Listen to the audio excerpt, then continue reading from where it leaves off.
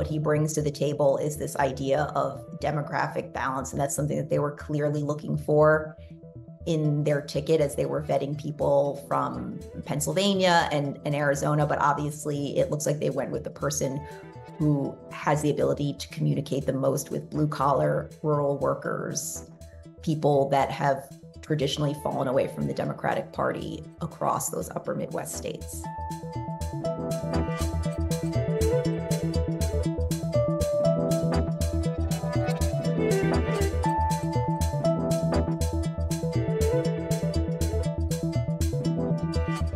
His record is probably one of the things that gave them the most pause about picking him, because he comes from a very a liberal state, and he has quite a liberal record, and that doesn't necessarily balance out the attacks on Harris as being sort of this out of touch California liberal. He signed legislation legalizing weed and putting some restrictions on gun ownership, and also legislation protecting trans youth. So those are all things that the Democratic base obviously wants and approves of.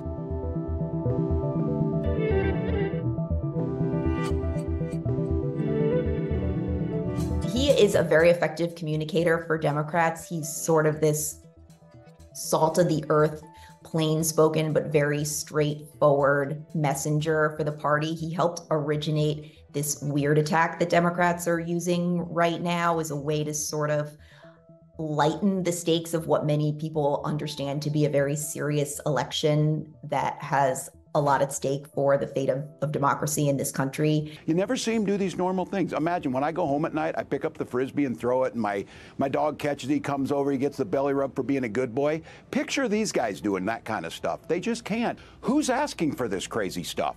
Who's asking to raise the price of insulin?